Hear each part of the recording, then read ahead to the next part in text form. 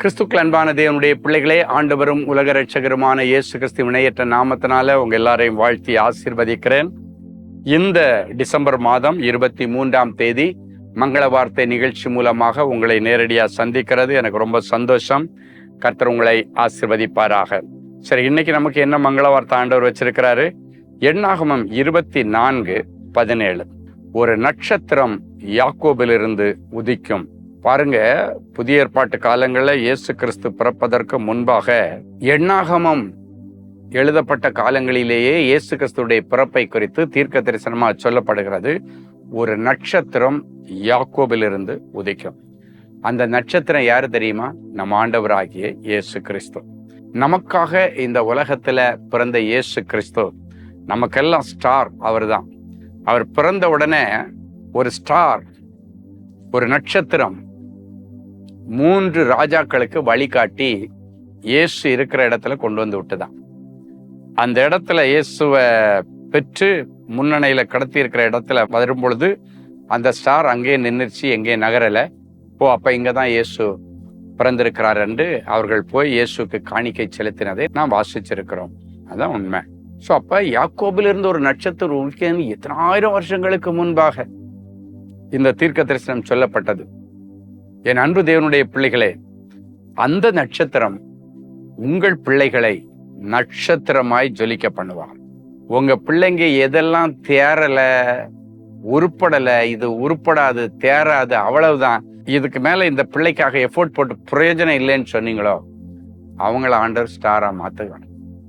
ஏன்னா யாக்கோபிலிருந்து ஒரு நட்சத்திரம் உதிக்கும் என்று சொன்ன இந்த மங்கள வார்த்தை எப்போ உங்களுக்கு கொடுக்கிறாரோ, உன் வீட்டிலிருந்து ஒரு நட்சத்திரம் உதிக்கும். உன் வீட்டிலிருந்து பெயரோட புகழோட ஒரு ஸ்டாரை நான் உருவாக்குவேன். அது எந்த ஃபீல்டில் வேணாலும் அந்த ஸ்டார் வளர்ந்து பெருகலாம், பெயர் வாங்கலாம், புகழ் பெற்றிருக்கலாம். ஆனால் உங்க குடும்பத்துல அந்த பாக்கியத்தை கர்த்தர் தருவேன்னு சொல்றார். ஒருவேளை நீங்க நினைக்கலாம், எங்க வீட்டுல அப்படிப்பட்ட திராணி உள்ள, அப்படிப்பட்ட திறமை உள்ள யாருமே இல்லையே. ஆண்டவருடைய ஃபார்முலா என்ன தெரியுமா? ஆகாதுன்னு எல்லாரும் ஒதுக்கி வச்சவங்கள தான் ஆண்டவர் மூளைக்கல்லா உயர்த்தி குடும்பத்துல ஆளாக்குவார். அதுதான் நம்ம ஆண்டவருடைய style.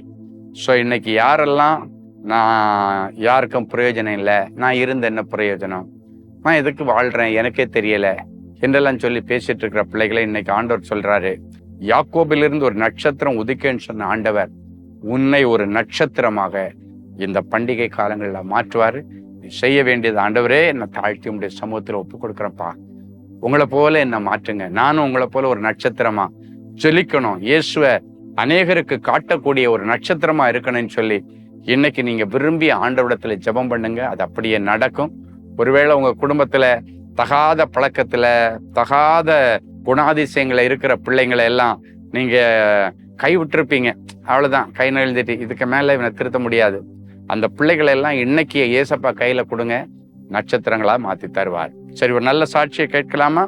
Brother John from Tenkasi. என் மகன் பிரதீஷ் ராஜதுரை சவுதி அரேபியாவில் வேலை செய்து வருகிறான்.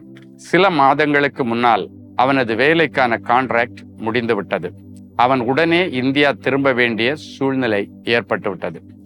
இப்படிப்பட்ட நிலைமையில் நான் தேவனின் அன்பு ஊழியங்களின் 24 மணி நேர தொலைபேசி ஜபகோபுரத்தை தொலைபேசி வழியாக தொடர்பு கொண்டு அவனுடைய கான்ட்ராக்ட் காலம் நீடித்திருக்க எக்ஸ்டென்ஷன் பண்ணும்படி ஜெபிக்க கேட்டுக்கொண்டேன்.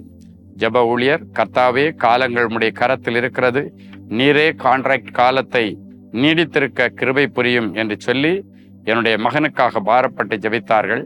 அவர்கள் ஜெபத்தில் சொன்னபடியே கிருபையினால் என்னுடைய மகனுக்கு கான்ட்ராக்ட் எக்ஸ்டென்ஷன் கிடைக்க கர்த்தர் உதவி செய்தார்.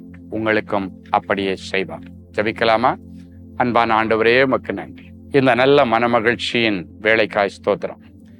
இப்பொழுதும் ஒரு நட்சத்திரம் யாக்கோபிலிருந்து உதிக்கும் என்று சொல்லி இயேசு கிறிஸ்துவுடைய பிறப்பை குறித்து வேதத்துல நாங்க வாசிக்கிறோம். இந்த நிகழ்ச்சியை பார்க்கிற பிள்ளைகள், எங்க குடும்பத்துல பேர் சொல்ற மாதிரி யாருமே இல்லையே, யாருமே சாதனை படைக்கலையே, யாருமே ஸ்டாரா மாறலையே, எல்லா பிள்ளைகளையும் படிக்க வச்சேன், ஆனா ஒரு பிள்ளை கூட ஒரு நட்சத்திரமா ஜொலிக்கலையே என்று கண்ணீரோடு இருக்கிற பிள்ளைகளுடைய கண்ணீரை கண்டு அவங்க எந்த ஃபீல்டில் இருந்தாலும் அந்த ஃபீல்டில் அவர்களை நட்சத்திரமாய் நீர் ஜொலிக்க பண்ண சுவாமி.